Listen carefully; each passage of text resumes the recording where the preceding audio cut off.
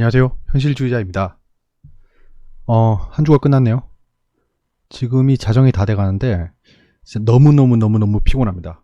이번 주는 다 아시겠지만 제가 늦게 들어오고 일찍 나가고 정말 극도로 피곤한 한 주였습니다. 일도 굉장히 많았고 주식시장에도 일이 많았고 신경도 많이 쓰고 이러다 보니까 정말 피곤하네요. 여러분은 오늘은 어땠을지 모르겠습니다. 저는 오늘 장을 거의 안 봤어요. 오늘 정말 바빴거든요. 정말 바빴는데 장이 끝나고 딱 차트를 보니까 안 보길 잘했다라는 생각이 들더라고요. 저는 지금 특정 밴드에 알람만 올려놓고 안 보고 있거든요.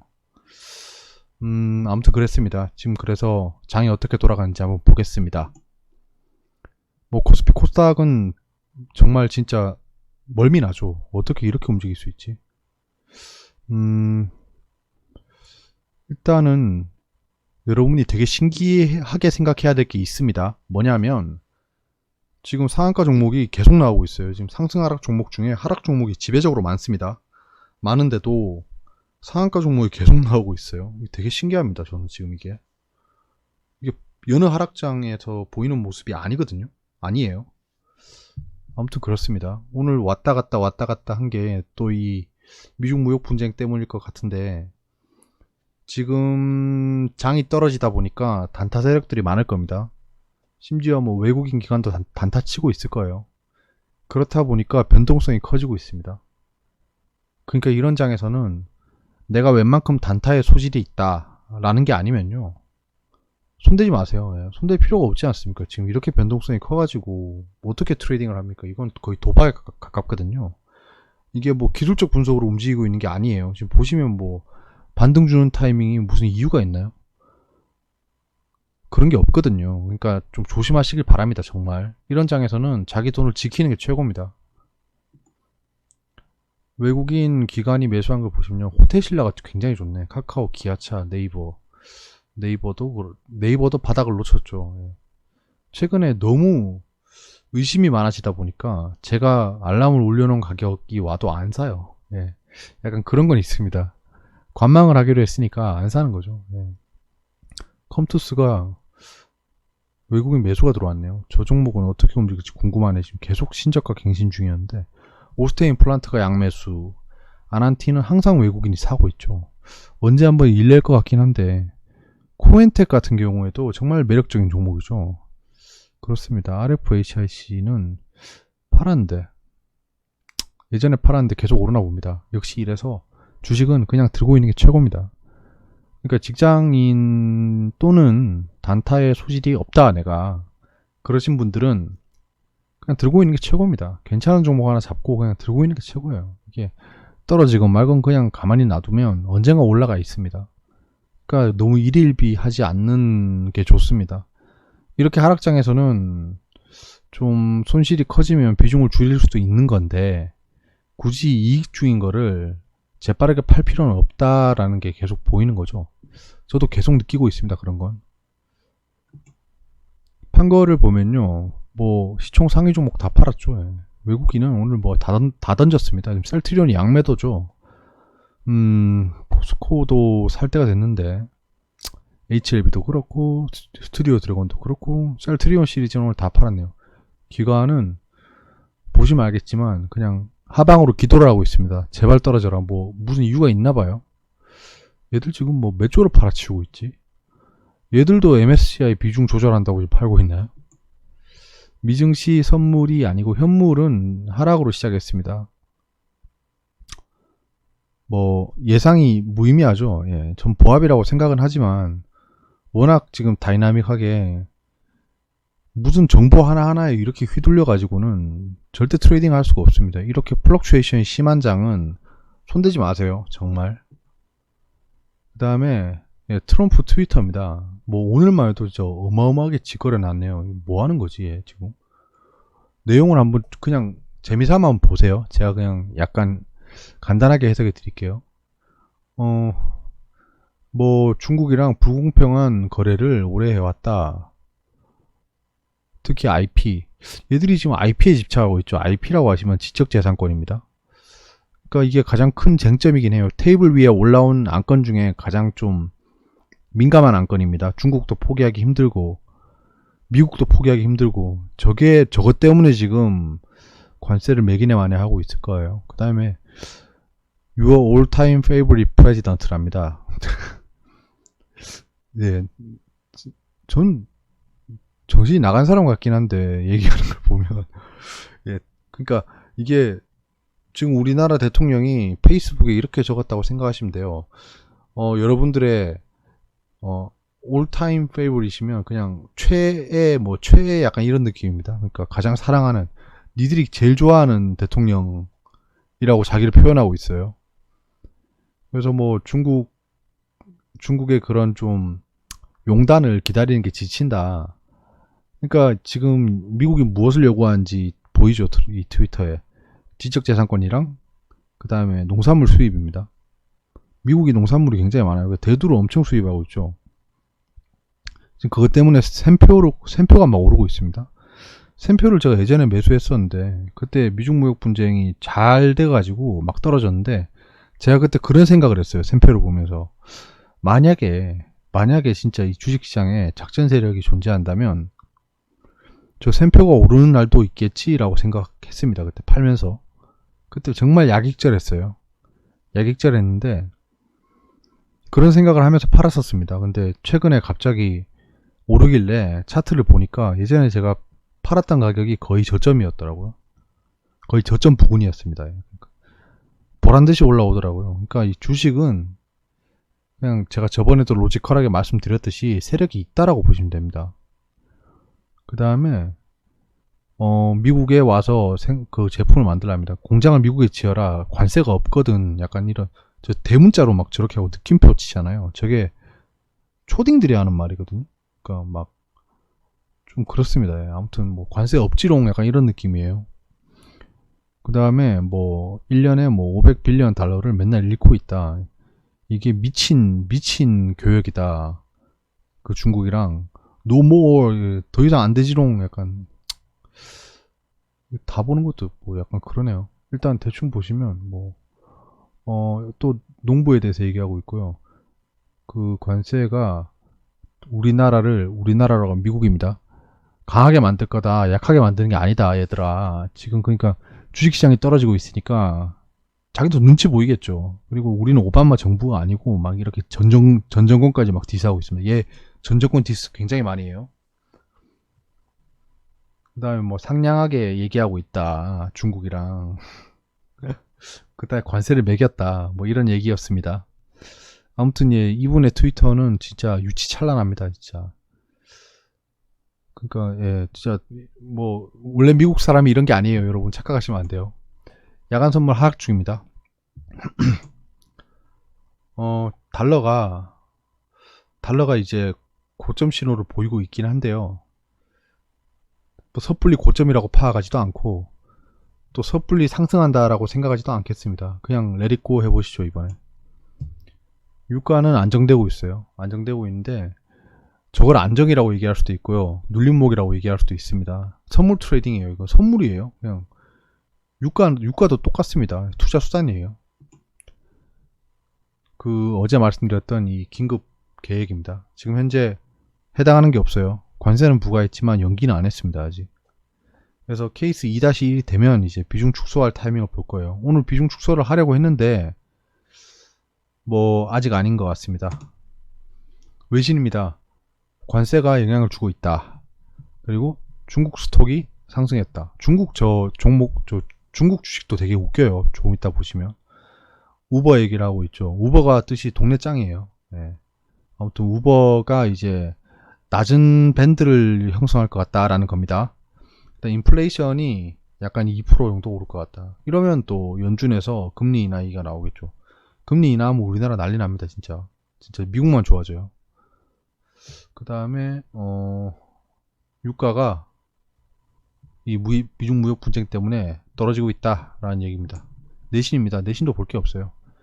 미 정말 중 때릴까 골드만 60% 이상 국내 증권가가 낙관하고 있답니다. 여러분, 국내 증권가가 낙관하고 있던가요? 최근 며칠 동안 쟤네 얼마 팔았죠? 그러니까 진짜 뻔뻔합니다. 저런 걸 보면 기사를 저렇게 내는 거 자체가 뻔뻔하지 않나요? 네, 자기들은 막 지금 미친듯이 공매도 치고 있으면 쟤네 지금 현물 파는 거 아니에요. 공매도 치고 있는 겁니다. 진짜 공매도입니다. 공매도 엄청 치고 있으면서 낙관적이랍니다. 낙관적일 거면 공매도 왜 치죠? 예. 결국에는 그럼 자기도 쇼커버링 더 비싸게 해야 될 건데 더 떨어뜨릴 거예요. 예. 진짜 쟤네는 떨어뜨리고 싶어 환장한 겁니다. 지금 외국인이 없으면 아무튼 그래요. 아무튼 미중 무역 협상 타결의 베팅 3일간 1조를 사들인 개인 투자자들이라고 되어 있습니다. 여러분 잘 보셔야 돼요. 제가 지난번에 말씀드렸잖아요. 지금 1조 넘게 개인 투자자의 매수가 들어왔는데요. 이게 사들인 거예요? 아니면 어떤 거라고 생각하세요? 진짜?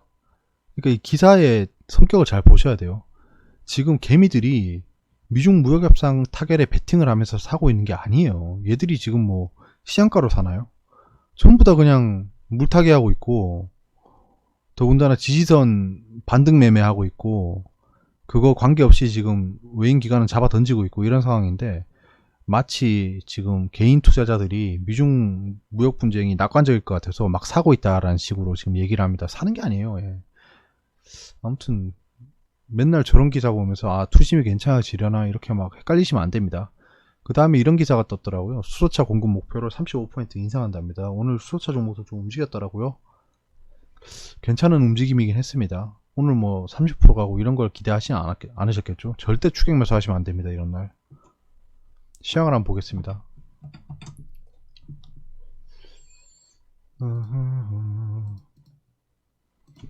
코스피는 그냥 쭉 팔아졌겠죠. 팔아졌겠는데 오늘 양봉으로 끝났죠.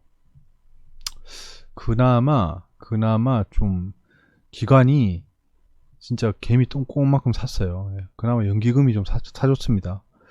뭐 방어를 들어왔다라는 생각은 들지 않습니다. 그냥 예, 얘들 계획된 매매인 것 같아요. 선물을 다시 사기 시작했네. 쟤네 변태들 진짜 씨.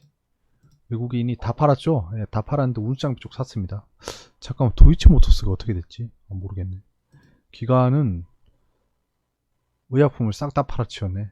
예, 제조업도 팔고 전기전자 삼성을 좀 샀네요. 지금 보면 대형주는 올랐어요. 오늘 그 소형주가 좀 재미없었습니다. 최근에 소형주가 많이 올랐죠. 그러니까 이게 거의 제로섬 가는 거예요. 예, 오르면 떨어지기 마련입니다. 어쩔 수 없어요. 인간이 다 성격이 다르기 때문에 누구는 조금 오르면 팔고 누구는 그냥 존버하고 약간 천지차이기 때문에 상승을 하면 떨어질 수밖에 없습니다. 무조건 파는 사람이 나와요. 이게 매도가 매도로 부르거든요. 여러분들 오르다가 떨어지면 무슨 생각 들어요? 팔고 싶잖아요. 네.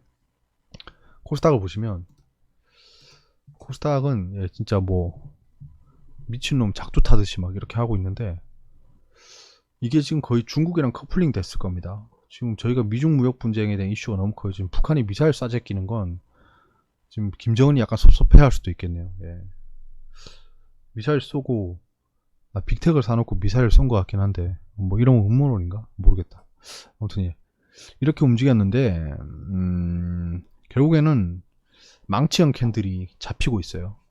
제가 하락이 멈추는 시그널로 항상 말씀드리고 있잖아요. 근데 아닙니다. 하락이 멈춘다라고 생각하시면 안 돼요. 하락이 멈추는 게 아니고요. 하락이 멈추는 게 아닙니다. 예. 그러니까 관망하시길 바랍니다. 지금 투자 절대 하지 마세요. 예. 지금은 아닙니다. 그러니까 이게 내일 막 다음 주 월요일에 막 3% 오르고 4% 오르고 그럴 수 있어요. 장이. 근데 그런 경우도 발생하는 겁니다. 그렇다라고 생각하고 들어가시면 안 돼요. 예. 아무튼 예, 무엇을 샀는지 보시면요. 외국인이 오늘 좀 샀습니다. 많이 사다가 팔아버렸네. 제약을 싹 다 팔았네. 진짜 아휴, 코쟁이들 진짜 저런 거 보면 좀 의심해야 돼요. 전 제약이 조만간 강해질 거라고 생각합니다. 아무튼 예, 기술적 분석을 역용해야 돼요. 말이 좀 길어질 수도 있겠네요. 장이 요즘 안 좋다 보니까 말이 좀 길어지네요.